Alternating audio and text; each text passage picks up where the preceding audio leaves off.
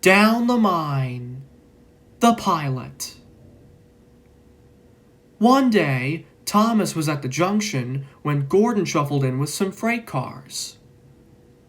"Phew," remarked Thomas. "What a funny smell." "Can you smell a smell?" "I can't smell a smell," said Annie. "A funny, musty sort of smell," said Thomas.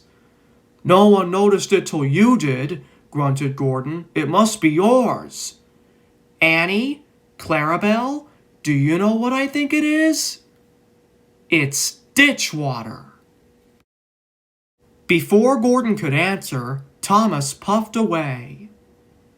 Annie and Clarabelle could hardly believe their ears. "That was funny! That was funny!" Thomas chuckled. He felt very pleased with himself. Annie and Clarabelle were deeply shocked. They had great respect for Gordon the Big Engine. Thomas left the coaches at the station and went off to a mine for some cars. Long ago, miners digging for lead had made tunnels under the ground. Though strong enough to hold up cars, their roofs could not bear the weight of engines. A large notice read, "Danger! Engines must not pass this board." Silly old board, Thomas thought. He had often tried to pass it, but had never succeeded. But this morning he had made a plan. He had to push empty cars into one siding and pull out full ones from another. The fireman went to turn the points. "Come on," he waved. The driver leaned out of the cab to see where they were going. "Now," said Thomas to himself. He shot forward and gave the cars a hard bump, knocking his driver off the footplate. "Hurrah!" laughed Thomas, and he followed the cars into the siding. "Stupid old board! There's no danger! There's no danger!" "Look out!" shouted his driver. Thomas squealed crossly as his brakes were applied. "It's quite safe," he hissed. "Come back!" yelled the driver, but it was too late. "Fire and smoke," said Thomas. "I'm sunk." And he was. Thomas could just see out of the hole, but he couldn't move. "Oh dear," said Thomas. "I am a silly engine." "And a very naughty one, too," said a voice behind him. "I saw you." It was Sir Topham Hatt.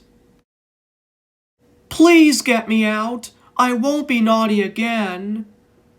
"I'm not sure," replied Sir Topham Hatt. "We can't lift you out with the crane. The ground's not firm enough." Let me see. I wonder if Gordon could pull you out." "Yes, sir," said Thomas nervously. He didn't want to meet Gordon just yet. "Down a mine, is he? Ho, ho, ho!" laughed Gordon. "What a joke!" he chortled, puffing to the rescue. "Poop, poop, little Thomas. We'll have you out in a couple of puffs." Strong cables were fastened between the two engines. "Are you ready?" "Heave!" called Sir Topham Hatt. It was a lot harder than they all thought. But at last, Thomas was free. "I'm sorry I was cheeky," said Thomas. "That's all right, Thomas. You made me laugh." "I'm in disgrace," Gordon went on pathetically. "I feel very low." "I'm in disgrace too," said Thomas. "Why, so you are, Thomas. We're both in disgrace. Shall we form an alliance?" What was it?" asked Thomas. "An alliance, Thomas. United we stand, together we fall," said Gordon grandly. "Right you are," said Thomas. "Good, that's settled," rumbled Gordon. And buffer to buffer, the Allies puffed home.